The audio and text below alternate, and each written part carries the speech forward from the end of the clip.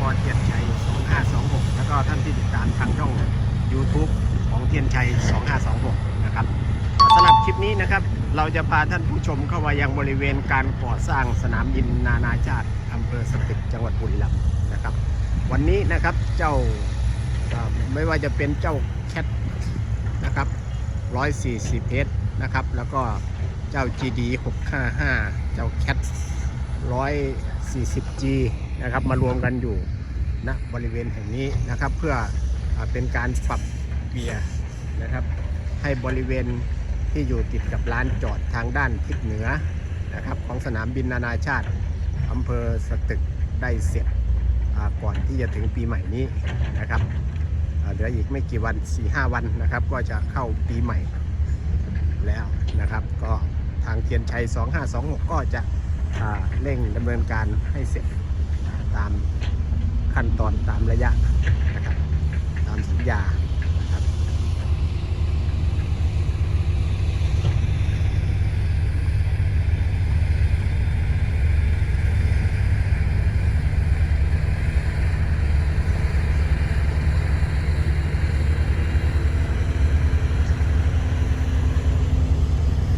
เจ้า GD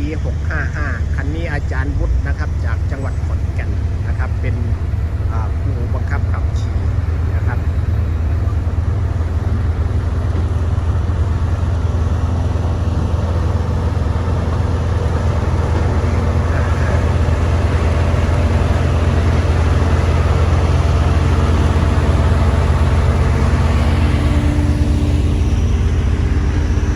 แล้วก็มาชมเจ้า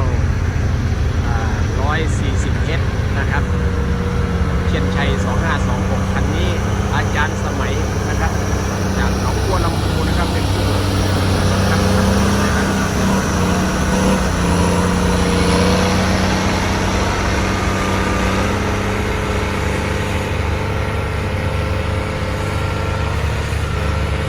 แล้วส่วนอีกคันนู้นนะครับเจ้า GD 655เป็นของอาจารย์บอยนะครับ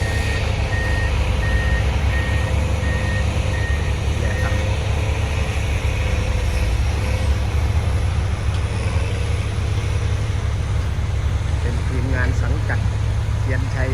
2526นะครับก่อสร้างสนามบินนานาชาติอำเภอสตึกนะครับ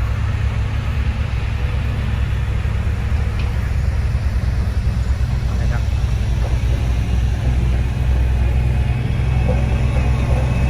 กองทัพเครื่องจักรนะครับ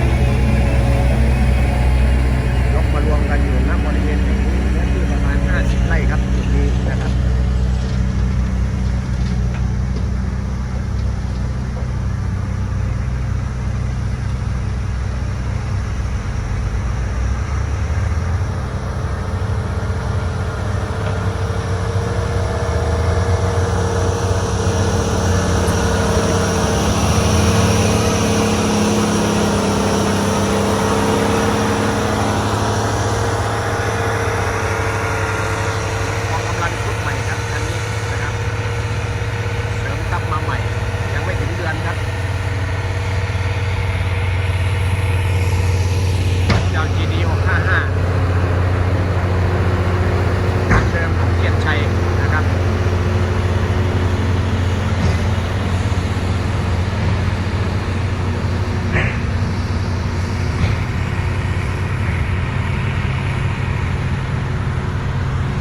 การก่อสร้างสนามบินนานาชาติอำเภอสตึกจังหวัดบุรีรัมย์นะครับ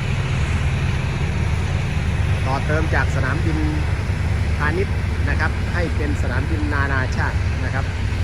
ขยายให้ใหญ่โตขึ้นนะครับ